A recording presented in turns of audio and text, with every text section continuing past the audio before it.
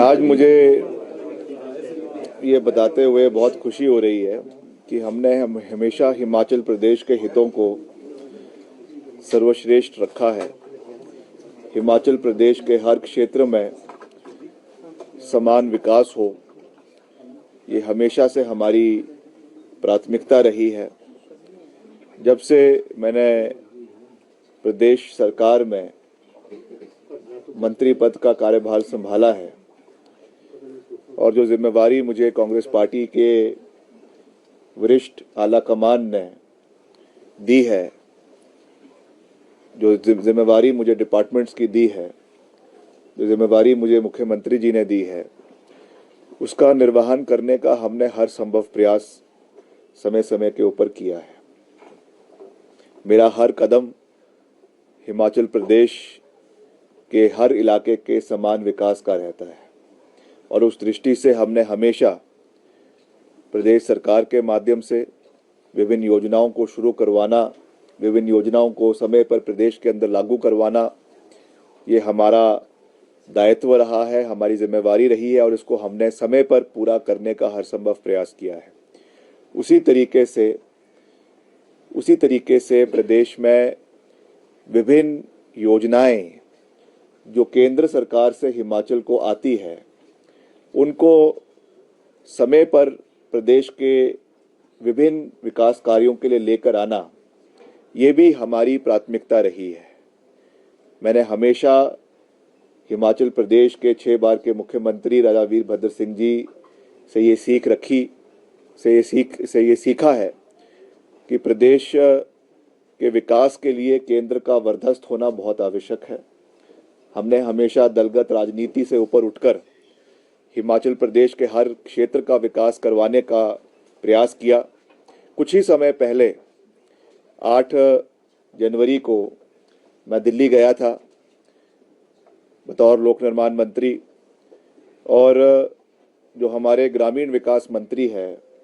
आदरणीय शिवराज सिंह चौहान जी, मैंने उनसे मुलाकात करी थी। हमने उनसे निवेदन किया था कि हिमाचल प्रदेश के लिए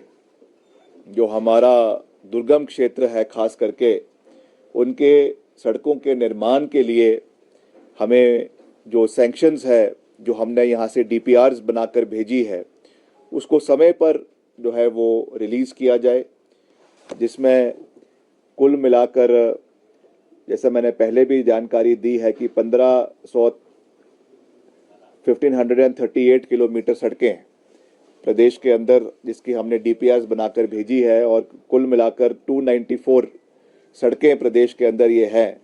जिसकी कुल राशि 2,247 करोड़ रुपए, करीबन 3,000 करोड़ रुपए की ये राशि है, 2,300 करोड़ रुपए की राशि है। और मुझे आज ये कहते हुए खुशी हुई है कि आज सुबह ही मुझे उनके कार्यालय से फ़ोन आया और ये जानकारी प्राप्त हुई कि जो है 31 जनवरी को ये राशि हिमाचल प्रदेश को स्वीकृत हो गई है।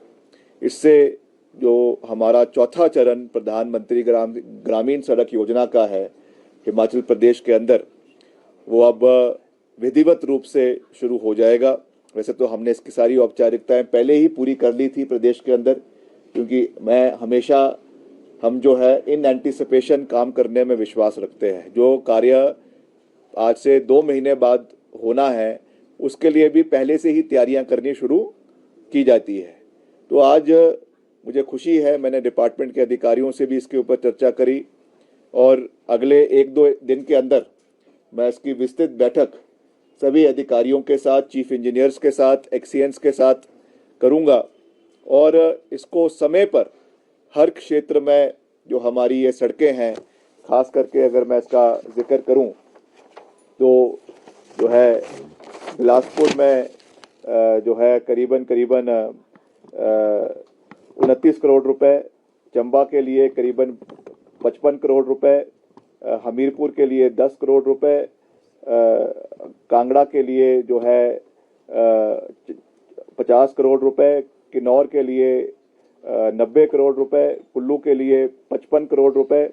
और लाहौल स्पीति के लिए 6,000 करोड़ रुपए और 600 करोड़ रुपए, मंडी के लिए 120 करोड़ रुपए, शिमला के लिए 66 करोड़ रुपए और सिरमौर के लिए 80 करोड़ रुपए, सोलन के लिए करीबन 120 और ऊना के लिए करीबन 80 करोड़ रुपए की ये कुल स्वीकृति जो है प्रदेश को मिली है। तो मैंने जैसा आपको हमेशा कहा है कि और मैंने पिछले कल राज्यपाल जी से भी मुलाकात करी, क्योंकि मैं हमेशा जो भी बात कहता हूं मैं आंकड़ों पे विश्वास करता हूं, आंकड़ों पे बात करने में विश्वास रखता हूं। पिछले कल की जो हमने जानकारी दी थी कि हमने हमारे दोनों विभागों में मिलाकर हम समय समय पर जो है केंद्र से जो प्रदेश के लिए पैसा लाने का हमने प्रयास किया, वो पिछले कल का आंकड़ा था 5,400 करोड़ रुपए, जिसमें अब ये 2300 करोड़ की और उसमें वृद्धि हो गई है। तो ये हमारा हमेशा से ये प्रयास रहा है कि प्रदेश को हमने आगे लेकर जाना है। प्रदेश के हर क्षेत्र का समान विकास करवाना हमारी प्राथमिकता है। खास करके जो हमारे दूर दराज के इलाके हैं, पहाड़ी इलाके हैं, उसमें समय के ऊपर कार्य शुरू हो, ये भी हमारे लिए एक बहुत बड़ा चिंता का विषय है। और मैं ये भी कहना चाहूँगा कि एक आपदा थी जो हमारी बरसातों के समय थी, जिसमें बहुत ज़्यादा नुकसान प्रदेश को हमको देखने को मिला, हज़ारों करोड़ रुपए का नुकसान हुआ। मैं अभी की जो बात है,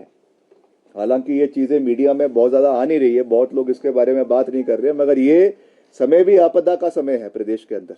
जिस तरीके से बरसात नहीं हो रही है, जिस तरीके से बेमौसमी बारिश भी जो पहले हो जाती थी वो भी नहीं हो रही है, जो है आपका पहाड़ी इलाकों में बर्फ़ नहीं पड़ रही है, ये भी मैं समझता हूँ एक किस्म से एक बहुत ही अलार्मिंग सिचुएशन हिमाचल प्रदेश के अंदर है। हमारे बागवानों की आर्थिकी खास करके पहाड़ी इलाकों में सेब के ऊपर टिकी हुई है। अगर इस समय में चिलिंग पीरियड नहीं होगा, जो रिक्विजिट टेम्परेचर होने चाहिए,